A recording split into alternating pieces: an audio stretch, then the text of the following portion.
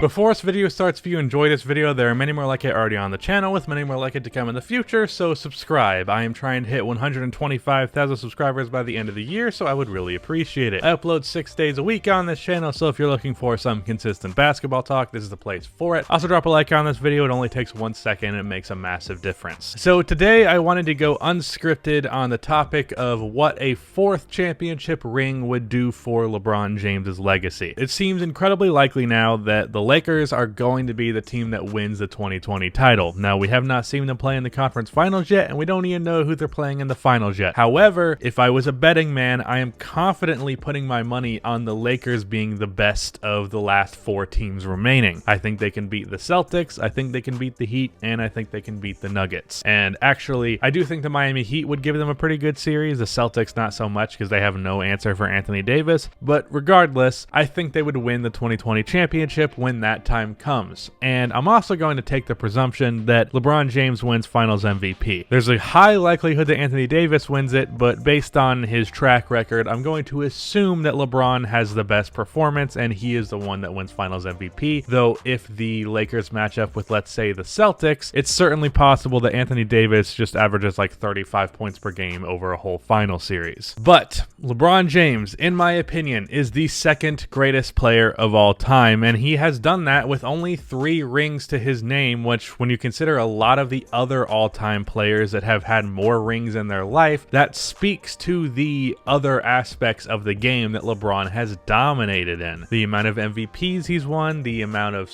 the scoring titles, the All-NBA teams. He just set the record for most All-NBA teams by 1 single player with 16 of them. He has a legacy that is really going to be very hard to understand because to many people he is the GOAT, and a lot of that is because of the age of them. To most people my age, LeBron is the GOAT, but the point remains, LeBron, all-time great, at minimum the 3rd best player of all time. I don't think there's anyone else that compares, or I guess I'd say at minimum 4th, because I think Magic and Kareem are pretty much tied, which is not a popular opinion, but I have a high opinion of Magic and a lower opinion of Kareem. So, LeBron James, all-time great.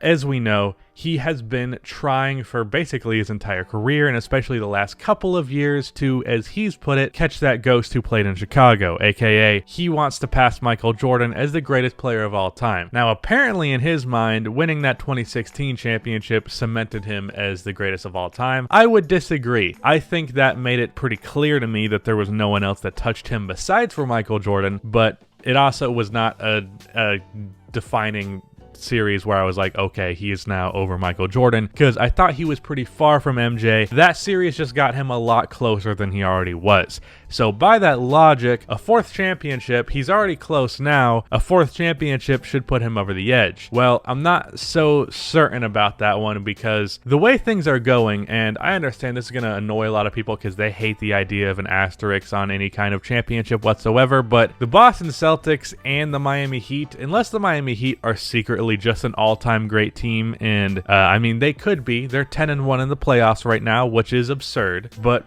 if they're not secretly that, and they're really just a pretty damn good team that's taking advantage of some weaker teams and taking advantage of having a huge matchup, a fantastic matchup on the Milwaukee Bucks, and the Celtics not quite being ready and all that, if they make it to the finals, or if the Celtics make the finals despite not even really having a superstar. Jason Tatum is like teetering on the edge of that title, but they're not really there. I don't think either of those finals would be impressive enough to be like, that championship was huge for him. Like, this championship would be on the same level, if not lower, than the championship that he got in 2012 versus the OKC Thunder. Like, when people talk about LeBron's championships, it's 2016 Warriors, 2013 Heat, and then way down here is 2012 Thunder. And I think the championship versus the Celtics or the Heat is going to be way down here, not way up here. I think a championship way up here would be huge for his legacy, and I think if he had a championship like that, that would put him over Michael Jordan for me. But I think this championship is going to be down here, not up here. And I do think that could have been fixed a little bit by facing the Clippers in the playoffs and the conference finals. This is all speculation because it could turn out that the Nuggets and the Heat and even the Celtics are better teams than we thought they were. But in my opinion, even though the Clippers did blow that 7-game series versus the Nuggets, I still think the Clippers were a better team than the Nuggets. That's just sometimes how it goes. That was more a collapse on the Clippers than it was a success of the Nuggets, even though, don't get me wrong, the Nuggets have been amazing, and I even said I expect this to be a 6-game series. However, this is a fairly unexperienced team, and the Lakers have a good matchup against them, and LeBron James is LeBron James. So I think they're going to win this series. Even though Jeremy Grant's not a bad matchup for him, I expect LeBron to have a good series there, and I expect them to win that series. And like I said, 6 games. If we look at a potential finals matchup, the Heat, I think they have a pretty good matchup for the Lakers, and I could see that one going 6 games. But at the end of the day, I'm pretty confident that the Lakers are going to win that championship. And then versus the Celtics, as I said, no one can guard Anthony Davis on the Boston Celtics, so as a result, easy championship. And an easy championship is really not what LeBron needed to cement him over Michael Jordan for me. Again, I want to put this out there. I don't think they're that far apart that it's ridiculous to consider LeBron the GOAT. I just think that Jordan is a step above, almost had a Freudian slip right there. And because of that, I think he needs more than just this championship to surpass him. I think he could get away with just one okay championship and a couple, or like an MVP and a few more All-NBA teams, and being the all-time scoring leader and just really playing out the rest of his career pretty damn good. But I don't think he's going to win an MVP again, and I think he's going to be the all-time leading scorer, obviously, but I don't think he's going to do enough to pass MJ. Now it's possible that after this year, the Lakers win yet another championship with Anthony Davis re-signing, them having some cap space to sign some other decent players, and because of that, it's possible LeBron wins yet another championship, and the impressiveness of that will depend heavily on what the finals matchup is. We have yet to see what that will be, obviously. If he wins a championship the year after this, and he now has 5 out of 11 finals matchups, 12? Something like that. I think that combined with him eventually ending his career with the all-time title of scoring and being one of the best players in terms of longevity, having all those all-NBA teams, all those all-time lists that he's going to be on, like I'm pretty sure he's going to be #1 in scoring and top 10 in both rebounding and pass and assists. I think it'll be close to top 10 in rebounding. I'm not sure how far he is off there. He's going to be up there in blocks, up there in steals, up there in three-pointers made. He's going to be all over. He already is all over all-time lists. Give him another, let's say, 5 seasons, because I think LeBron's going to play till he's 40. And yeah, he's going to be, in terms of all-time statistics, he's going to be in a whole nother realm of being outclassing Michael Jordan in that category. But the actual accomplishments, I don't think this championship is going to quite push him over Michael Jordan. However, once again, it's just that good bit closer than where he already was. I think he was pretty far from Jordan before 2016. 2016 happened, and he got pretty close. This championship is going to make it very, very close, but not quite.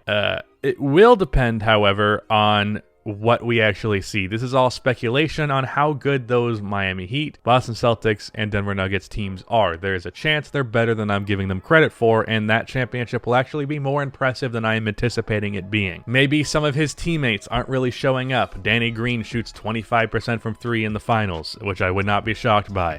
The rest of the guys are really not creating shots. Anthony Davis, in especially a matchup against the Miami Heat with Bam Adebayo on him, Anthony Davis is struggling, and LeBron at 35 years old really has to put the team on his back. And even though they're playing an inferior opponent, they have a good matchup against him. He's matching up against Jimmy Butler, who's a very good defensive player, and Jay Crowder at times, who's a good defensive player. Then yeah, I could see that being a more impressive championship than I'm expecting it to be. However, I don't expect Anthony Davis to be completely locked down by Bam Adebayo, because he's a much better jump shooter than Giannis, especially from mid-range, and I expect him to be fine. And I expect, actually, I'm not certain that LeBron is even going to win Finals MVP, especially if they play the Celtics. I think I said that earlier in this commentary, but LeBron, even a Finals MVP, I don't think quite puts him over that edge to Jordan, but I do think it gets him right there at the finish line. And actually, all-time steals and all-time points and all-time rebounds and all-time assists and all-time blocks and all-time three-pointers made, all of that stuff is going to accumulate to, yeah, he's probably on the same like right there with Michael Jordan with this championship and finals MVP. I think he'll have to win either an MVP or another championship in order to put him over Michael Jordan. But this year, MVP and championship, and then by the time his career is over, all those other things that were going to be there anyways, he'll be right there, like right there. And I've been arguing for Jordan over LeBron for the longest time, so it's not going to be easy to get me to admit something like that, but I do think that will be the case if those things happen. So that's what the 4th championship will do for LeBron's legacy, in my opinion, at least from my perspective. Of course, everyone's GOAT. Everyone has a different definition of a GOAT, and a lot of people have different picks. The majority opinion is Michael Jordan. However, the next up after that is pretty much LeBron James, and it's perfectly reasonable to feel that way. To many people, LeBron James winning this 4th ring is just going to separate him more from Jordan than he already was. For me, it's going to move him very close to Jordan. So yeah, that is the end of this video. Please be sure to like and subscribe for more NBA content like this, and cue the outro music.